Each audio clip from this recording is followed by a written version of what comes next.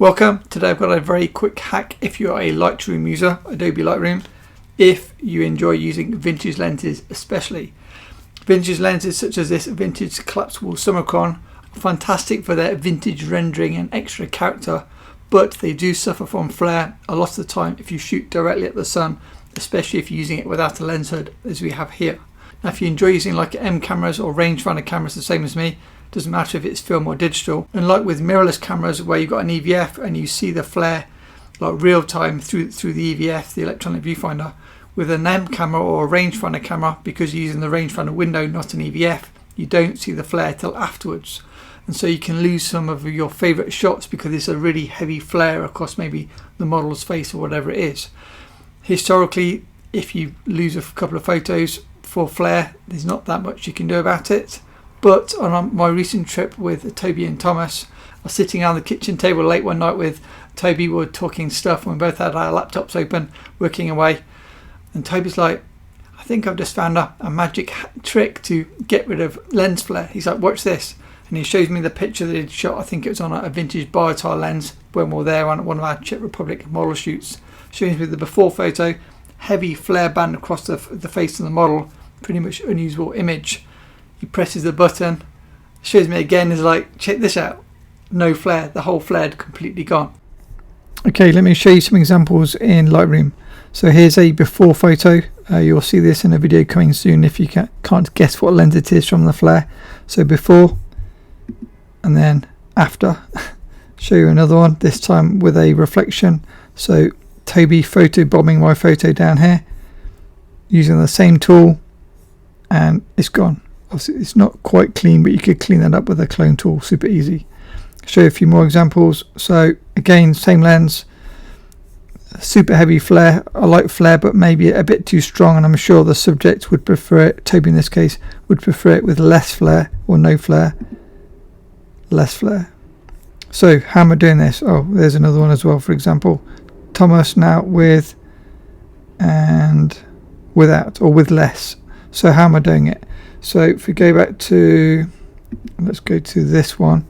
So in Lightroom, you go to the right hand column under like your delete section, then go down to distraction removal, open up your reflections, and then as you can see at the moment I've got it set to apply in 100%. So if I reduce it, you can see the flare comes back, or you can actually have only flare. I've not noticed that before. So if you have it at 0, that's the original image. If you go to -100, you can have a nice flare photo and nothing else, if you're into that kind of thing. And then if you go to +100, you have no flare. So I think it's sometimes quite nice to have a bit of flare, so you can feather it by going between 0 and 100. If you don't like it, you can obviously take it off and then you go back to normal. So it's a non-destructive approach. And as I say, it works also for as the name suggests, reflections. So here's a photo that I put on Flickr earlier today, and then if I take the thing off, there you can see the reflection of Toby in the background. So in this case I did remove it by 100%.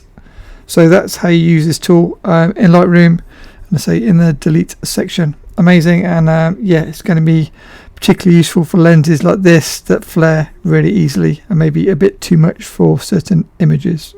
So that is the quick hack if you want to remove flare from your photos. This can work on film photos and digital photos. If you knew this already, let me know in the comments. If you didn't know this already, let me know your thoughts in the comments. Are you impressed? As I say, I think it's designed to remove reflections, but it works well for flare control also. And I love the fact that you can reduce the amount of flare, so you can, like a little bit of flare is quite nice, but as I say, if it wipes out the model's face or the subject completely, it's nice that you can back it off.